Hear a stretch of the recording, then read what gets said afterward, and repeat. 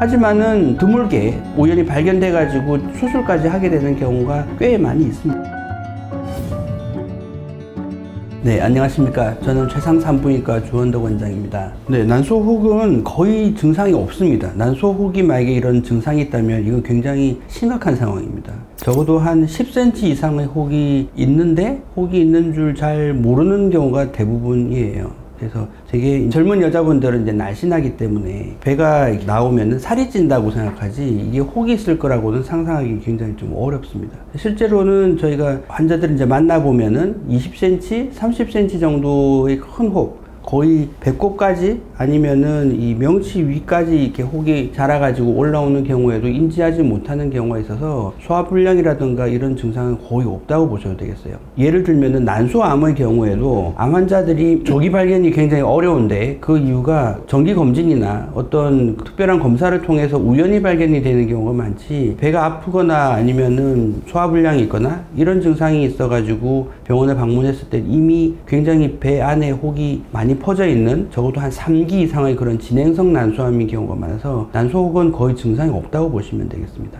대신에 출혈을 동반하는 혹, 예를 들면은 출혈성 황체낭이라는, 이건 이제 병은 아닌데요. 우리가 배란을 하고 난 다음에 생기는 황체라는 곳에 출혈이 생겨가지고 멍이 드는 경우가 있습니다. 이 경우에는 통증을 느낄 수 있어요.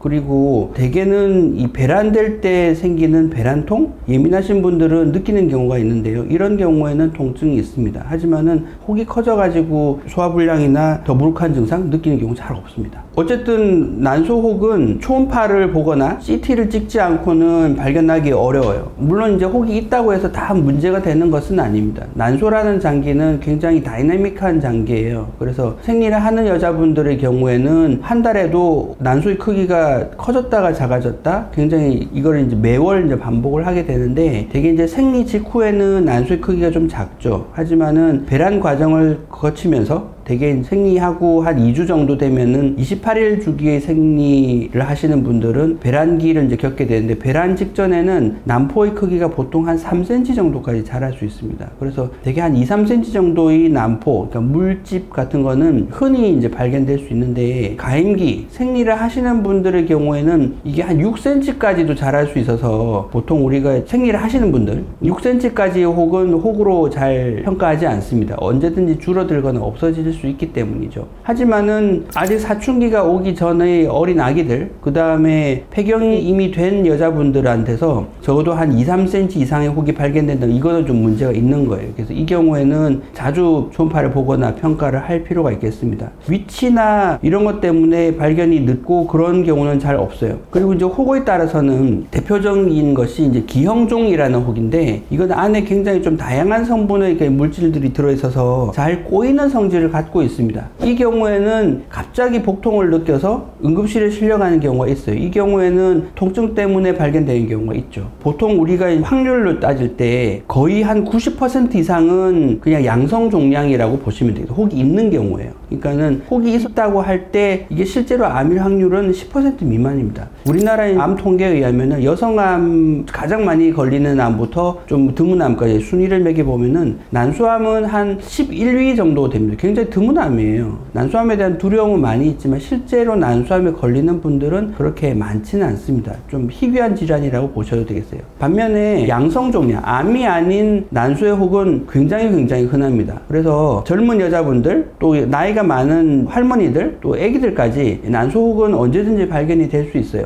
보통 이제 결혼을 하게 되면 우리가 임신 여부를 체크하거나 또 이렇게 검진을 할 때 산부인과를 자주 찾게 되고, 또 초음파를 쉽게 볼 수 있습니다. 대개 이제 산부인과에 가면은 경질 초음파라고 해서 질 안에 기구를 넣어가지고 초음파를 이제 보게 되죠. 하지만 성경험이 없는 아가씨들, 그 다음에 아기들, 이 경우에는 초음파를 보기가 사실 쉽지 않습니다. 또 산부인과를 잘 가지 않고요. 그래서 혹이 있는데 발견이 안 되는 경우가 종종 있습니다. 하지만은 드물게 우연히 발견돼 가지고 수술까지 하게 되는 경우가 꽤 많이 있습니다. 그래서 혹이 있다고 해서 너무 암에 대한 두려움을 가지실 필요는 없겠어요.